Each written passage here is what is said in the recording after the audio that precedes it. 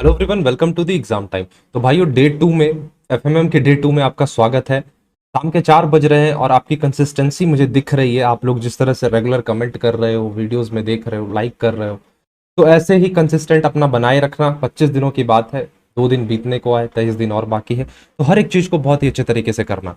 तो आज हम लोग करने वाले हैं फाइनेंशियल मार्केट के अंदर बॉन्ड्स के बारे में समझेंगे, वेरियस टाइप्स के बारे में जानेंगे। कोशिश करूंगा कम से कम टाइम में 20 से 30 मिनट में तुम्हें वो सारे नॉलेज दूं जिसकी फिलहाल तुम्हें नीड है। ठीक है, डिटेल स्टडी नहीं करेंगे, स्मार्ट स्टडी करने वाले हैं। तो यार, सबसे पहले हमें समझना हो कि बॉन्ड सर होता क्या है। पहले तुम्हें यह जानना होगा, ऑलरेडी तुम्हें मालूम होगा, जस्ट रिवाइज करो यहाँ पे। एक बॉन्ड क्या है? ये एक रिटन और साइंड प्रॉमिस है। ठीक है, इसमें हम प्रॉमिस करते हैं। अब प्रॉमिस वर्बली यहाँ पे नहीं हो रहा होगा, रिटन होगा। ठीक है, सम ऑन अ सर्टेन डेट और on fulfilment of a specified condition, मतलब किसी भी कंडीशन फुलफिल होने पे। ठीक है, जैसा कि यहाँ पे बताया गया है कि बॉन्ड एक रिटन और एक साइंड प्रॉमिस है। A certain sum of an certain date, certain sum यहाँ पे सर्टन अमाउंट को डिनोट कर रहा है, जो कि एक सर्टन डेट पे होगा या फिर किसी स्पेसिफाइड कंडीशन का फुलफिलमेंट होगा तब। ठीक है, all documented contracts and loans and agreements are bond. Bond क्या है? It is a fixed income instrument जो कि रिप्रेजेंट करता है लोन को। क्लियर है? सिंपली समझ गए। अब बॉन्ड्स के कुछ टाइप्स होते हैं जहां से क्वेश्चंस बनने के चांसेस होते हैं, जैसे कि सिक्योर्ड। इसके अंदर एक और टाइप है unsecured, floating, zero coupon, परपीचुअल, convertible, high yield, corporate bond, government bond और म्युनिसिपल बॉन्ड्स। ये सारे तो इंपॉर्टेंट नहीं है, लेकिन इसमें से कुछ सेलेक्टेड इंपॉर्टेंट्स है जहां से पास्ट में क्वेश्चन देखे गए, हो सकता है कि फ्यूचर में भी मिले। अब जैसे कि यहाँ सबसे फर्स्ट है सिक्योर्ड बॉन्ड। नाम से समझना, देखो नाम पे फोकस करना क्या है। यहाँ पे है, तुम देख रहे हो सिक्योर्ड है, यहाँ पे अनसिक्योर्ड है। सिक्योर्ड का मतलब है जो कहीं ना कहीं जिसके पीछे कोई बैकअप हो। ठीक है, which the borrower put some assets as a security or collateral for the loan. जब यहाँ पे हम लोन की बात करते हैं तो यार, तुम्हें कोई लोन ऐसे ही नहीं देगा, उसे वो सियोरिटी चाहिए, वो कोलैटरल चाहिए, उसे वो लगे कि हाँ तुम एक टाइम पे जाके वो लोन रीपे करोगे। ऐसा नहीं तुम मेरे पैसे लेके भाग जाओगे। समझ रहे हो मेरी बातों को? तो सिक्योर्ड बॉन्ड में क्या होता है? एक सियोरिटी होती है, कोलैटरल होता है, एक बैकअप चलता है। तो यहाँ पे कुछ एसेट्स रखे गए हैं एज अ बैकअप। अब अनसिक्योर्ड वैसा एसेट्स हो गया, सॉरी वैसा बॉन्ड हो गया जहां पे कोई भी कोलैटरल बैकिंग ना हो। ठीक है, जीरो कूपन बॉन्ड की बात करें तो ये कैसा है सर, समझते हैं इसके बारे में। सबसे पहले, the issue price of zero coupon bond is inversely related to their maturity period. इसका यहां पे ये मतलब है, longer the maturity lesser would be the issue price. Maturity period तुम समझते हो, जिसे हम एक्सपायरी पीरियड भी बोलते हैं। मतलब हम सुनते हैं अपने डेली लाइफ में कि इतने टाइम पीरियड बाद ये इंस्ट्रूमेंट मैच्योर हो जाएगा, एक्सपायर हो जाएगा। उसी की यहाँ पे बात की जा रही है।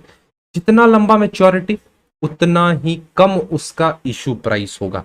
इनवर्स रिश्ता है यहाँ पे, और vice versa, just opposite. These type of bonds are also known as deep discount bond. Important है मेरे भाइयों। ठीक है, यहाँ पे इसे कंसिडर मत करो। This is also known as deep discount bond. Next type यहाँ पे स्टार्ट होता है फ्लोटिंग रेट बॉन्ड्स।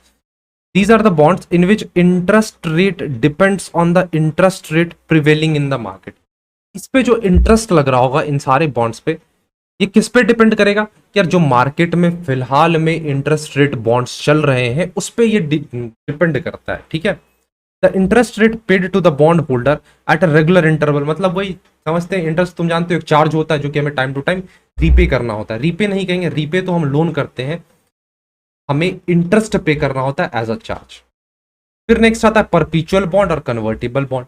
परपीचुअल बॉन्ड जिसे हम कंसोल के नाम से भी जानते हैं, इंपॉर्टेंट चीज है, यहां पे अभी हाईलाइट करो फटाफट। दीज आर द बॉन्ड जिसका कोई भी मेच्योरिटी पीरियड नहीं होता है। ठीक है, कन्वर्टिबल बॉन्ड्स वैसे बॉन्ड्स होते हैं जिसमें आपको एक ऑप्शन होता है कि आप अपने बॉन्ड्स को इक्विटी में कन्वर्ट कर पाओ। ठीक है, और वही नॉन कन्वर्टिबल जो गए यहाँ पे मैंने लिख नहीं रखा है, लेकिन इसका जस्ट अपोजिट क्या होगा? नॉन कन्वर्टिबल होगा। अब दो टाइप्स के और बॉन्ड्स हैं, एक है यहाँ पे हाई यील्ड बॉन्ड और एक है कॉर्पोरेट बॉन्ड। दोनों को पढ़ लेना, ये तुम्हारे लिए होमवर्क होगा। ठीक है, अब बात हम करने वाले हैं अपने फाइनेंशियल मार्केट के मोस्ट इंपॉर्टेंट टॉपिक के बारे में, जो कि है स्टॉक एक्सचेंज कह लो या फिर शेयर मार्केट कह लो। सर स्टॉक एक्सचेंज होता क्या सर? सिंपल बताओ, आसान भाषा में। तो ये एक ऐसा इंस्टीट्यूशन है जहां पे सिक्योरिटीज की खरीद और बेच की जाती है। क्लियरली समझ रहे हो? जिस तरह से हमारा सब्जी मंडी है, इसी तरह से हमारा शेयर मार्केट होता है, वहां पे सब्जी बेची जाती है और खरीदी जाती है, यहाँ पे सिक्योरिटीज में डील की जाती है। It facilitates the exchange of security, जैसे कि शेयर्स हो गए, डिवेंचर्स हो गए, ये सारे हमारे सिक्योरिटीज होते हैं। इसे आप मनी के बदले एक्सचेंज करते हो, या फिर जैसे अगर मनी है तो इसके बदले अगर आप सिक्योरिटीज बेच रहे हो, खरीद रहे हो, तो वैसे ही सिक्योरिटीज के बदले मनी आपको मिल रही है। क्लियर है? अब देखो, ये बहुत ही ज्वलंत मुद्दा है कि प्रेजेंट में सर कितने स्टॉक एक्सचेंज है। नेट पे ढूंढोगे तो कहीं 6 दिखेंगे, कहीं 8 दिखेंगे, कहीं 9 दिखेंगे। मैं सिंपल क्लियर बोलूंगा, 23 याद रखो, प्रीवियस ईयर में भी आंसर्स दे रखे हैं और कहीं पे एक सॉलिड ये नहीं मिला है, तो 23 ही याद रखो, जिसमें से 2 नेशनल लेवल के स्टॉक एक्सचेंज है, बीएसई और एनएससी, और बाकी के कितने 21 जो है वो रीजनल स्टॉक एक्सचेंज है। ठीक। अब देखो, यहां पे एक चीज दे रखा है, ट्रेडिंग प्रोसीजर। अब मान लो तुम स्टॉक एक्सचेंज में सिक्योरिटीज की खरीद बेच करने चाहते हो, तो ट्रेडिंग प्रोसीजर क्या होगा सर? सबसे पहले आपको ब्रोकर सेलेक्ट करना होगा, फिर डीमैट अकाउंट ओपन करना होगा, फिर आपको सिक्योरिटीज के लिए ऑर्डर्स प्लेस करने होंगे, फिर फाइनली आप एग्जीक्यूट करोगे उस ऑर्डर को, और लास्ट में जाकर वो सेटलमेंट होगा। बस इतना, ये कुछ स्टेप्स होते हैं सिक्योरिटीज में डील करने के लिए। अब यहाँ पे कैपिटल मार्केट और मनी मार्केट के बीच एक प्यारा सा डिफरेंस दे रखा है, तो छोटा सा चीज है, तुम्हें मालूम ही होगा ये सारी चीजें, फिर भी मैं एक बार हाईलाइट करता जाता हूं इंपॉर्टेंट चीज जो भी है यहाँ पे। मनी मार्केट में आरबीआई, बैंक्स, इंस्टीट्यूशंस और कुछ फाइनेंशियल कंपनीज आते हैं। कैपिटल मार्केट में यहाँ पे दे रखे हैं, बैंक्स हो गए, कॉर्पोरेट एंटिटीज हो गए, फॉरेन इन्वेस्टर्स हो गए, ये सारी चीजें आती हैं। अब कैपिटल मार्केट के सर इंस्ट्रूमेंट्स क्या क्या होंगे सर? इक्विटी शेयर्स, बॉन्ड्स हो गए, preference shares, debenture, call money.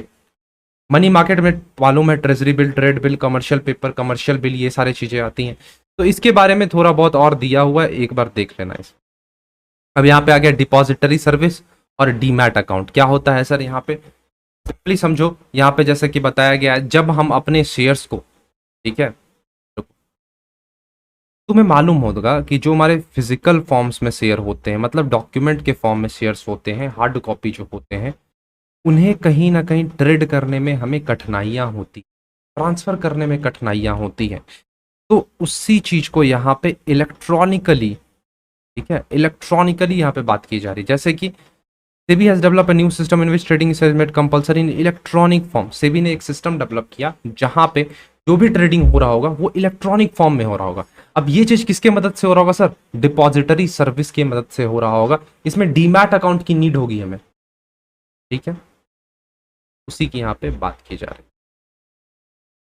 अब देख लो डिपॉजिटरी सर्विस, जैसे कि बैंक हमारे मनी को सेफ रखते हैं, वैसे ये डिपॉजिटरी सर्विसेज जो होते हैं या डिपॉजिटरी सिस्टम्स जो होते हैं, वो हमारे सिक्योरिटीज को सेफ रखते हैं। जैसे बैंक मनी को सेफ रखता है, हमारे पैसे को सेफ रखता है, वैसे ही सिक्योरिटीज कहाँ पे सेफ होते हैं? हमारे डिपॉजिटरी सर्विसेज में, ठीक है। अब ये किस फॉर्म में होंगे सर? इंपॉर्टेंट है, इलेक्ट्रॉनिक फॉर्म में होंगे मेरे भाई। अब प्रेजेंट में भारत में 2 प्यारे प्यारे डिपॉजिटरी सर्विस है। एक एनएसडीएल है, जिसका फुल फॉर्म है National Security Depository Limited, largest depository है, इंपॉर्टेंट टर्म। इसको प्रमोट किया गया था as a joint venture. Joint venture पता है ना क्या होता है? इसका आईडीबीआई, यूटीआई और एनएससी का। एस्टेब्लिशमेंट डेट 8 अगस्त 1996 है। Works for stock exchange. दूसरा डिपॉजिटरी सिस्टम आया सीडीएसएल, जिसका फुल फॉर्म था Central Depository Service Limited. Establishment date देखो फेब 1999, और एस्टेब्लिश इनके द्वारा किया गया था बीएसई और बैंक ऑफ इंडिया के द्वारा। इंपॉर्टेंट बातें हैं। अब यहाँ पे कुछ और भी चीजें दी गई हैं, मैं तुम्हें वो दिखा देता हूं। 2 चीजें हैं यहाँ पे, रीमैट, यार हाइलाइटर मैंने ओपन करा, ये ओपन हो गया। रीमैट और डीमैट 2 टर्म्स है यहाँ पे। सर समझा दो। ओके भाई, समझा दे रहा हूं। देखो, डीमटीरियलाइजेशन, जिसे हम डीमैट के नाम से भी जानते हैं, इसमें क्या होता है? हमारे फिजिकल सिक्योरिटीज को, फिजिकल सर्टिफिकेट्स को हम कन्वर्ट करते हैं इलेक्ट्रॉनिकली, मतलब इलेक्ट्रॉनिक फॉर्म में कन्वर्ट करते हैं। जब फिजिकल फॉर्म के सिक्योरिटीज इलेक्ट्रॉनिक फॉर्म में कन्वर्ट हो जाए तो उसे आप नाम दोगे डीमटीरियलाइजेशन। बात करूं रीमैट की या फिर रीमटेरियलाइजेशन की, तो यहाँ पे जो सिक्योरिटीज इलेक्ट्रॉनिक फॉर्म में होते हैं, जब आप उन्हें फिजिकल फॉर्म में कन्वर्ट कर रहे होते हो या फिर फिजिकल सर्टिफिकेट्स में कन्वर्ट कर रहे होते हो, तो उसे नाम दिया जाता है रीमटेरियलाइजेशन। दो इंपॉर्टेंट टर्म है और नए टर्म है, कंसिडर कर लेना। अब यहाँ पे डीमैट अकाउंट के बारे में बताया गया है और बेनिफिट्स दे रखा है, तो बेनिफिट्स इंपॉर्टेंट नहीं है, लेकिन डीमैट अकाउंट के बारे में एक बार रीड कर लेना मेरे भाई।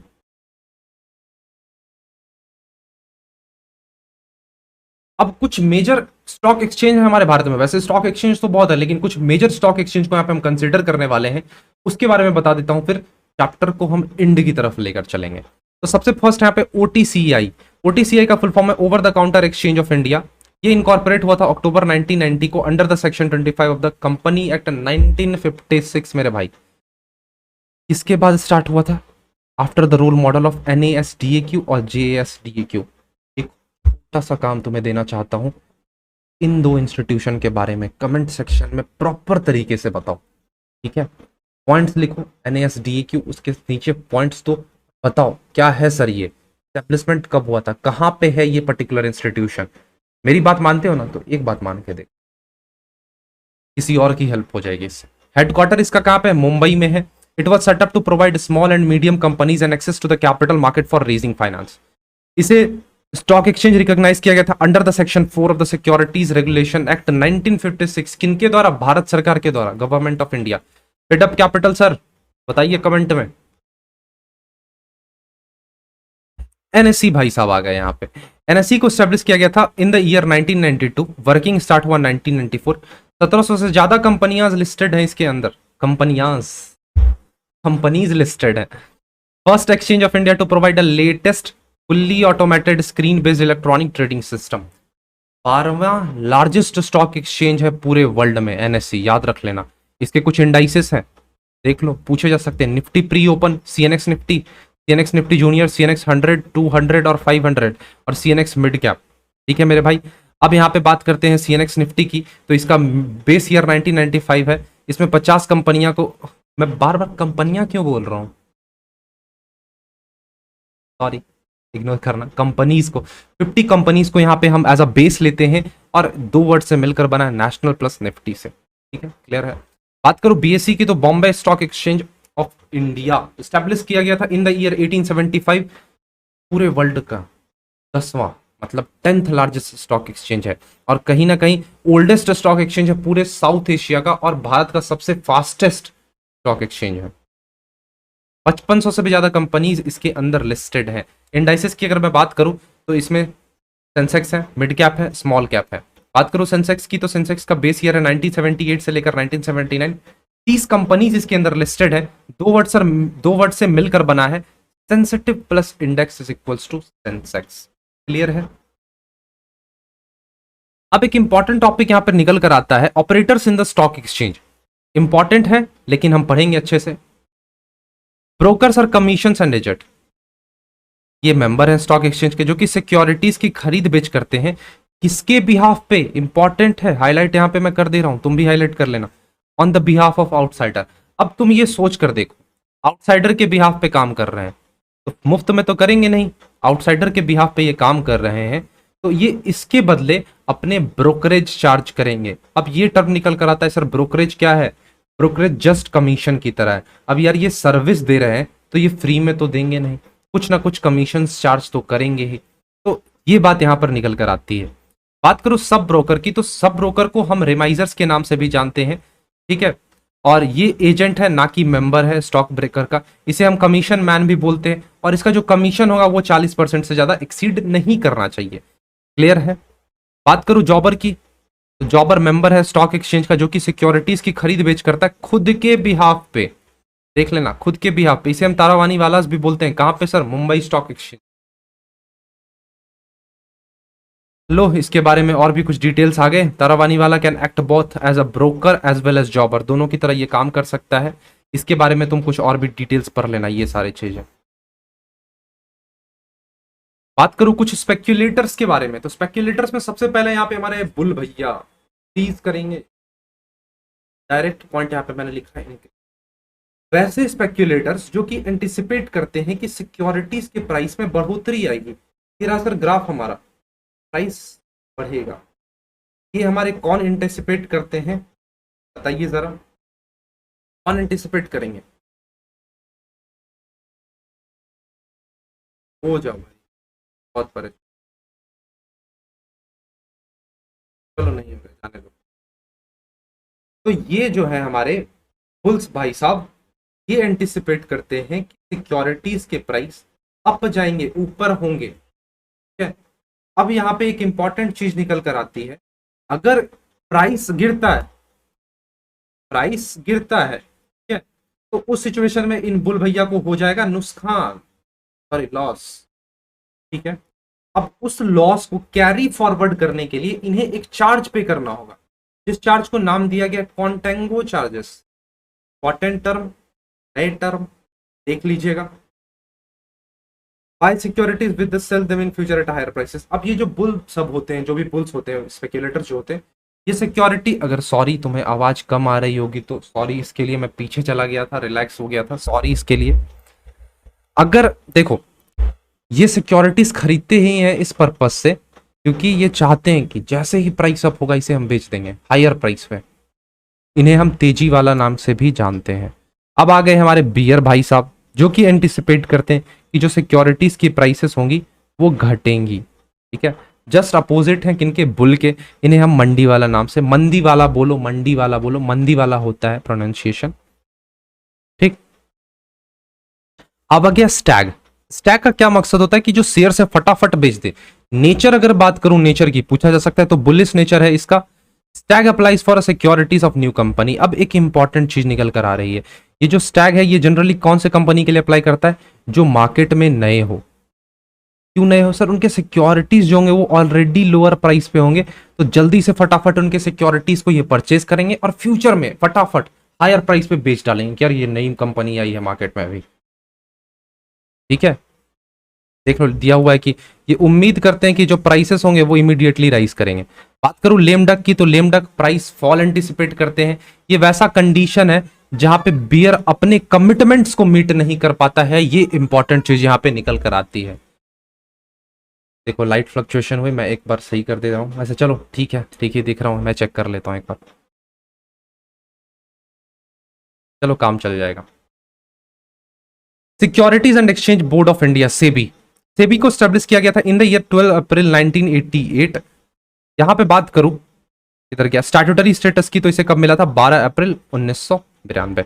अब यहाँ पे डेट्स में कुछ एरर्स हैं, कुछ मिस्टेक्स हैं, कमेंट सेक्शन में मैं पिन कर दूंगा वीडियो बनाने के बाद। यहाँ पे डेट्स कुछ एक्यूरेट मुझे नहीं लग रहे हैं, इन ईयर तो सेम है लेकिन डेट्स में मुझे कुछ गड़बड़ियां दिख रही हैं इसके अंदर, तो मैं डेट्स कमेंट सेक्शन में भाई पिन कर दूंगा।